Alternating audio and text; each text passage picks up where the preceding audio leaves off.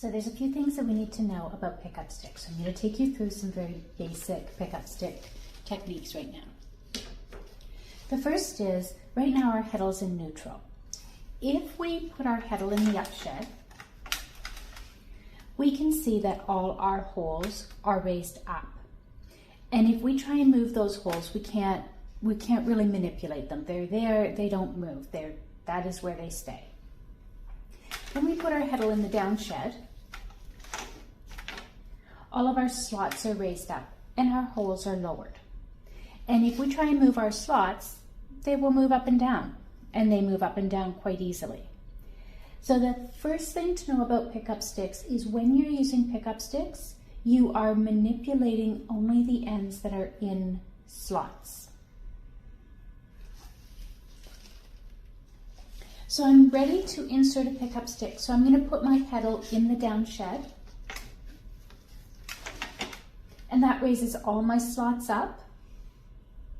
And if I can't see my shed very well, I can slide some paper into here, or I can just take an extra pickup stick, slide it into that downshed, flip it up on edge, and now I know which ends to work with. And I usually like working from the back of my loom, so I go to the back of my loom, and in this project we are going to, for this sample, we're going to go under 3 ends, and then we'll go over 1, under 1, all the way across until we get to the final 3 or 4 ends, and we'll go under them.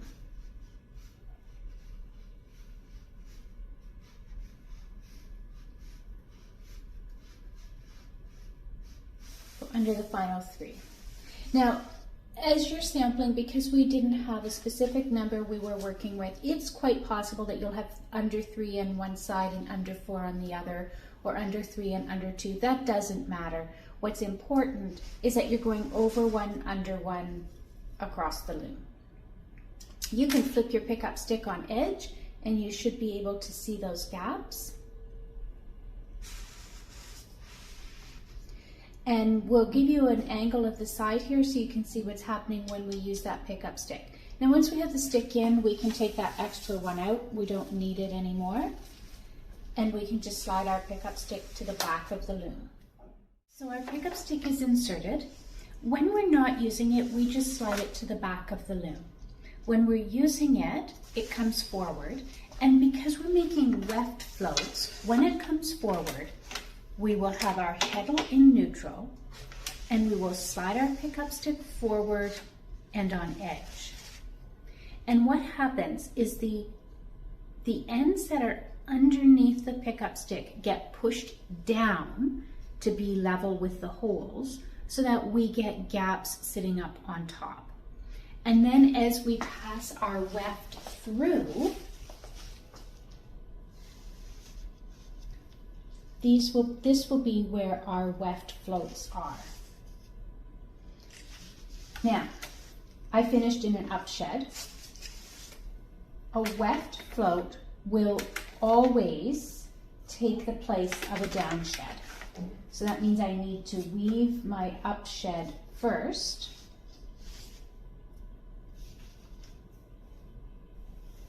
And now I'm in the correct position to weave a weft float. So heddle in neutral, pickup stick slides forward, flips up on edge, and now I can weave. You can see all these big gaps here.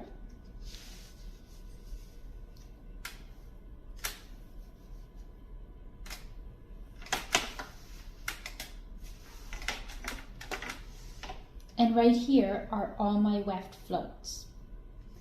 Now I've woven my weft float row, so then I can take my pickup stick and it's going to slide back to the back of the loom. And as my pickup stick row replaces a downshed, I'm ready to weave an upshed. So I'll put my heddle in up. I will weave that upshed.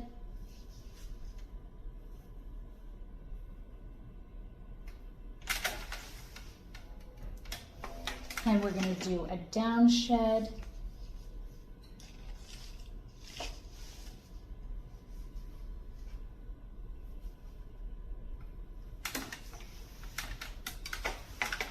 We'll do another up shed, and then we'll be ready to do another weft float. So bring it forward, place the heddle back in neutral, bring my pickup stick forward, flip it up on edge, and now I'm ready to weave.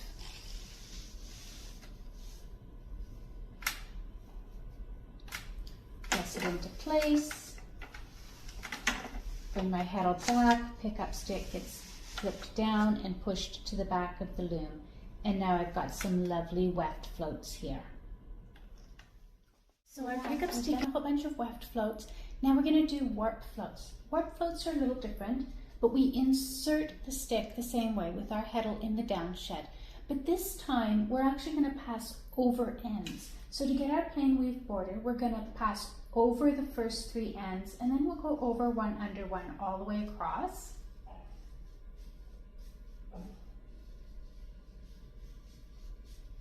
So we've got over one end, under one end, all the way across, and then we're going to go over top of the final 3. So we've gone over 3 here, we're going over 3 here, and now we're ready to weave. Now in this case, when we're doing warp floats, we use our heddle in the up shed, and we slide our pickup stick forward. And what happens is the ends that are on top of our pickup stick get pulled up to the holes. So now we have ends that would normally be down at the bottom in the slots, now they're raised up to be level with the holes. Now in this case, we weave an up shed. So we have to be in a down shed. Our next shed is an up shed, and we can do our floats in that shed. So heddle in the up position, slide our pickup stick forward. I can send my shuttle through, and now you can see those extra ends that are sitting on top of our shuttle.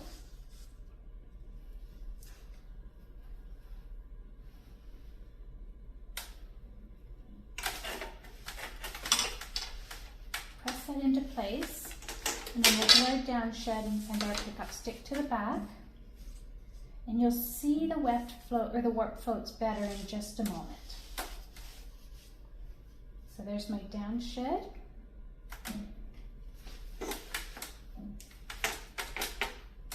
And now I'm just going to do a regular up shed.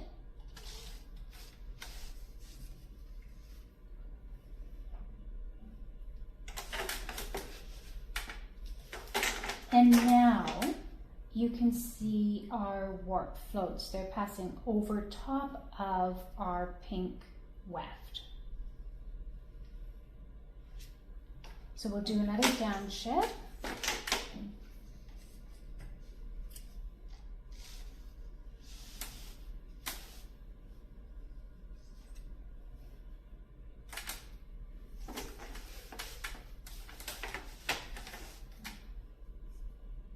And now I'm ready to do another weft float from it. So heddle is in the up shed, pickup stick is slid forward, send my shuttle through.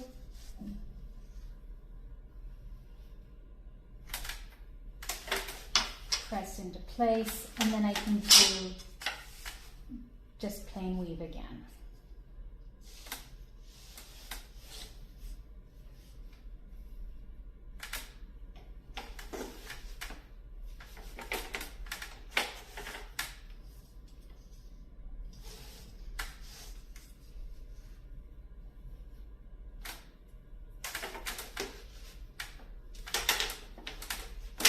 And now you can see our second row of warp floats.